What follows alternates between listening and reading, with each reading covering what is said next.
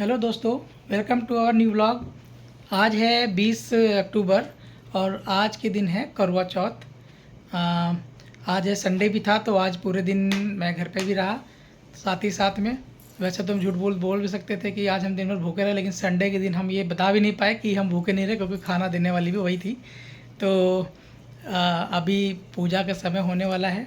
Time हो रहा है 8 बजने में, अभी 20-25 मिनट बाकी हैं और शायद 7:45 का या 8 बजे तक का मुहूर्त है।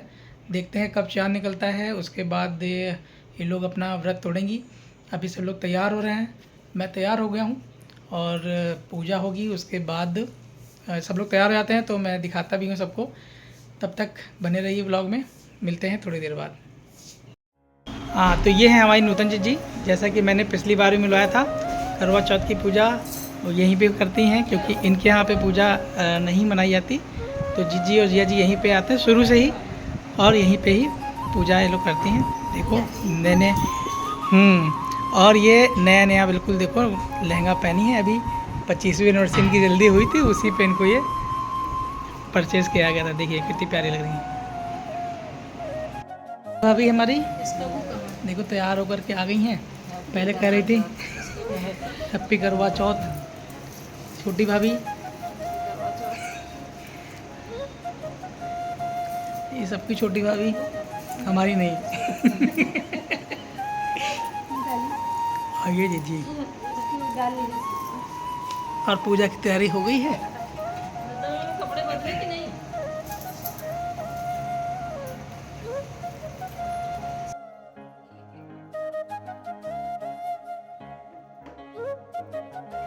तो अब बारी आती है पूजा की तैयारियों की।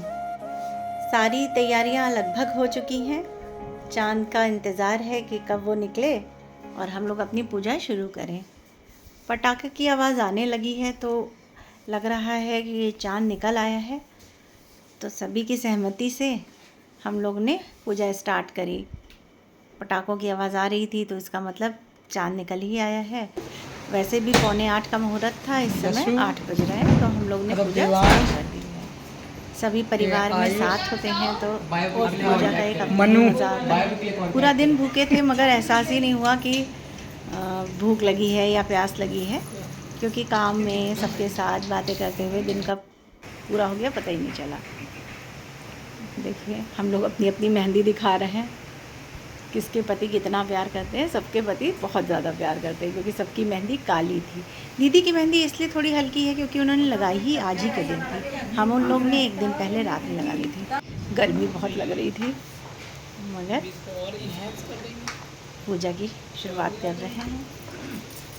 सबसे पहले सबसे पहले सुहाग दिया जाता है तो गौरा जी को सिंदूर चढ़ा रहे हैं।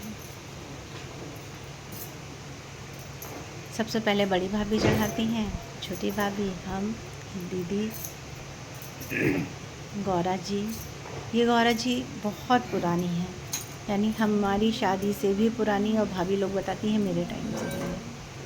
तो गौरा जी की पूजा करते हुए हम सब ने पूजा स्टार्ट की। अब बारी आती है कहानी की। तो सबसे पहले कहानी की शुरुआत हमने करी है। कथा के पहले हाथ में थोड़ा सा फूल और अक्षत लिए जाते हैं। भाभी धूपबत्ती जला रही हैं और छोटी भाभी ने हम सबको फूल और अक्षत हाथ में लिए। हाथ में पुष्प और अक्षत लेके ही कथा सुनी जाती है और जब पहली कथा, दूसरी कथा, तीसरी कथा, चौथी कथा ख़त्म होती है तब उसके बाद ये अक्षत और पुष्प गौरा जी में, भगवान जी में चढ़ा दिए जाते हैं। कहानी की शुरुआत हो रही है। बच्चे बहुत एक्साइटेड हैं कहानी सुनने के लिए। जीजा जी भी बैठे हुए हैं। इस करवा चौथ में पति के अनेक रूप बनाए जाते हैं तथा सुहाग की वस्तुएं चूड़ी, बिंदी, बिछुआ, मेहंदी, महावर आदि के साथ साथ दूध देने वाली गाय, कड़ुआ बेचने वाली कुम्हारी, महावर लगाने वाली नाइन, चूड़ी पहनाने वाली मणिहारिन, 7 भाई और उनकी इकलौती बहन, सूर्य, चंद्रमा, गौरी, पार्वती, देवी देवताओं के भी चित्र बनाए जाते हैं। सुहागिन स्त्रियों को इस दिन निर्जल व्रत रखना चाहिए। रात्रि को जब चंद्रमा निकल आए तब उसे अर्घ्य दे के भोजन करना चाहिए। पीली मिट्टी का गौरा बनाकर उसकी पूजा करनी चाहिए। यदि दीवार पर करवा चौथ बनाने की कोई अवसर सुविधा हो तो करवा चौथ का चित्र बाजार से लाकर दीवार पर चिपकाया जा सकता है। करवा चौथ की पहली कथा। एक साहूकार था जिसके 7 बेटे और एक बेटी थी। सातों भाई बहन एक साथ बैठकर भोजन करते थे। एक दिन कार्तिक चौथ का व्रत आया तो भाई बोला कि आओ बहन भोजन करें। बहन बोली आज करवा चौथ का व्रत है।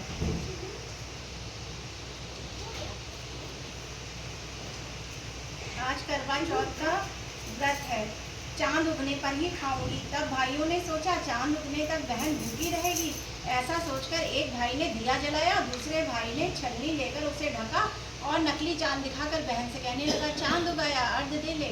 बहन भी अपनी भाभियों से कहने लगी चलो अर्घ दे दे। भाभियाँ बोली तुम्हारा चांद उगा होगा, हमारा तो चांद रात को उगेगा।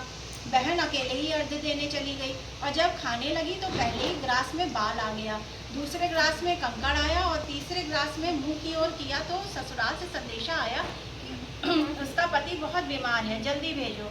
माँ ने जब लड़की को विदा किया तो कहा रास्ते में जो भी मिले उसके पाँव लगना और सुहाग का आशीष दे। ससुराल पहुंची तो दरवाजे पर उसकी छोटी ननद खड़ी थी। वहाँ उसके भी पाँव लगी तो उसने कहा सदा सुहागन रहो, सपूती हो।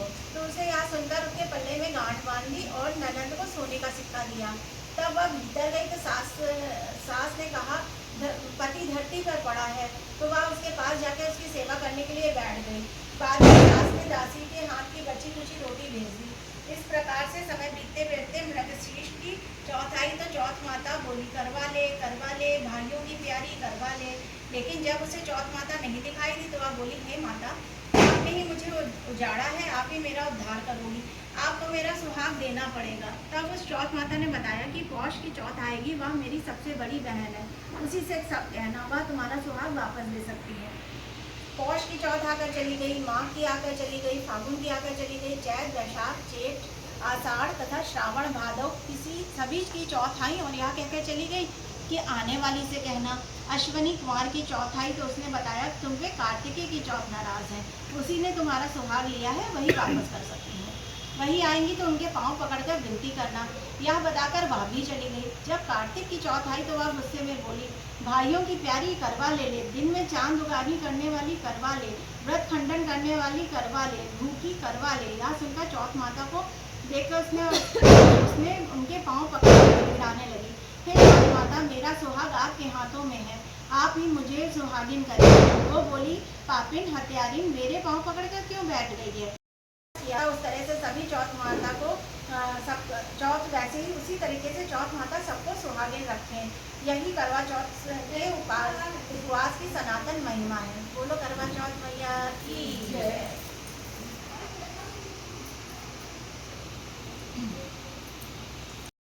इंद्राणी ने बताया तुम्हें करवा चौथ व्रत में चंद्र दर्शन से पूर्व ही व्रत कर लिया था, इसलिए व्रत भोजन कर लिया था, इसलिए यह कष्ट तुम्हें मिला है।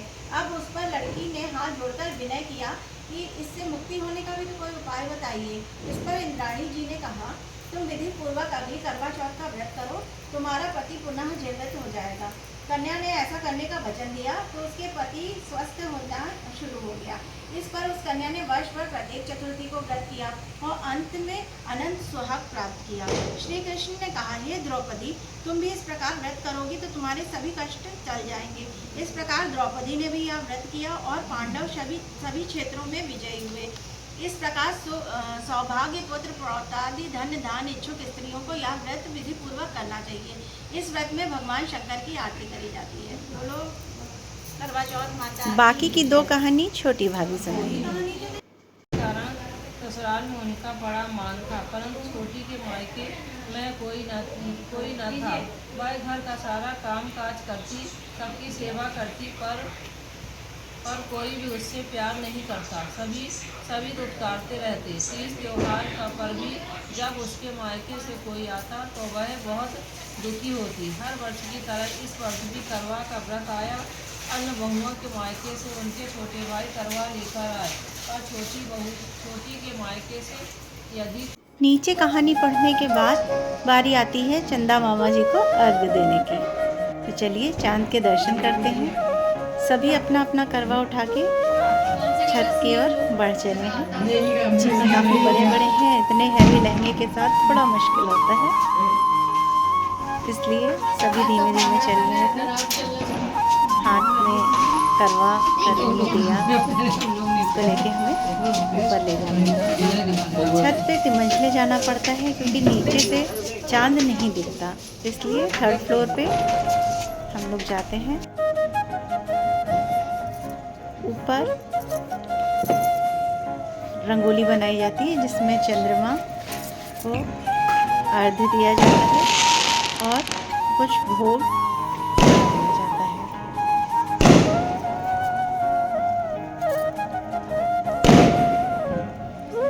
बाबू ये देखिए चांद कितना खूबसूरत है। आज के चांद की बात ही अलग होती है, इसकी महिमा ही है, इसका सौंदर्य अलग है। पटाखों के तो क्या कहें, आज इतने पटाखे की जैसे लग रहा था दिवाली आज ही है। हर तरफ पटाखे ही पटाखे हैं। हमारे यहाँ बच्चे नीचे भी बहुत सारे पटाखे जलाए, बच्चे अपने में ही मस्त थे, उन्हें इतने सारे पटाखे दिवाली के पहले ही मिल गए थे।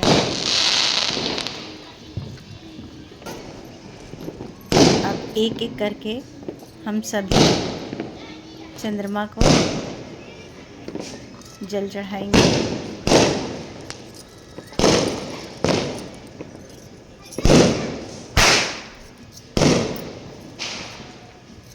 आरती नीचे होती है मगर ऊपर थोड़ी बहुत पूजा चंद्रमा के सामने हमारे यहाँ करी जाती है।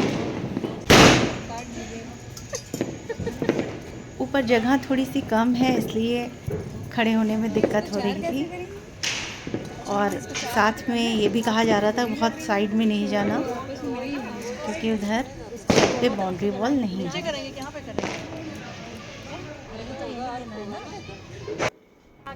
सबसे पहले बड़ी भाभी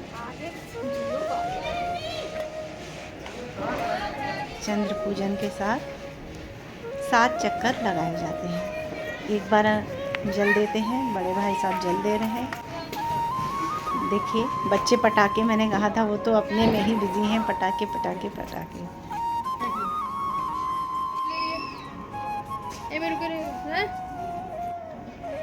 छोटे छोटे भाई साहब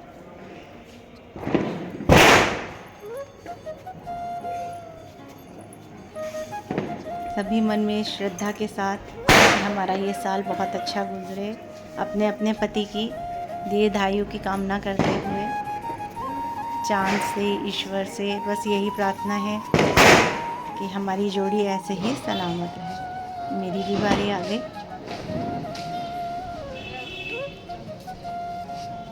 बस हर समय यही प्रार्थना रहती है ईश्वर से कि हमारी जोड़ी ऐसे ही बनी रहे। हमारी दीदी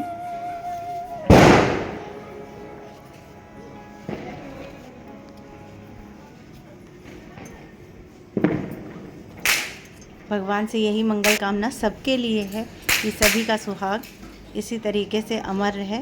जैसे चांद चमकता रहता है उसी तरीके से हम लोगों के पति की भी लंबी आयु हो, स्वस्थ रहें।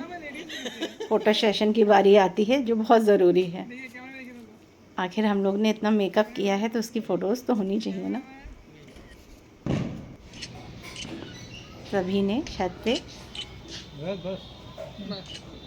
फ़ोटोज़ खिंचाई, वीडियो बनवाए। अभी नीचे हमारे यहाँ पूजा बाकी है, इसलिए भाई साहब कह रहे हैं जल्दी चलो पहले पूजा फिनिश करते हैं। नीचे आए, आरती करी गई।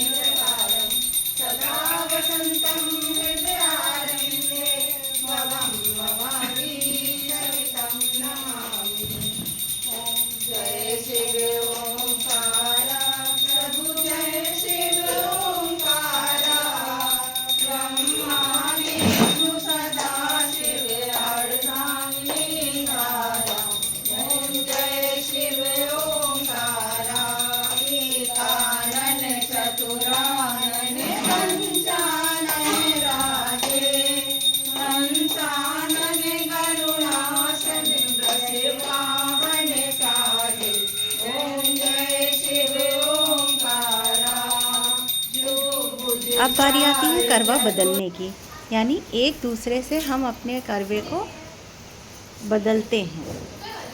बदलते मीन्स क्रॉस कराया जाता है, यानी 7 बार हम अपना करवा दीदी में, दीदी अपना करवा मेरी चौक पे ऐसे रखेंगे। ये प्रक्रिया को 7 बार किया जाता है। हर के घर की पूजन विधि अलग होती है, तो हो सकता है आपके यहाँ अलग तरीके से किया जाता हो, मगर जैसा हम लोग के यहाँ किया जाता है हम वही करते हैं।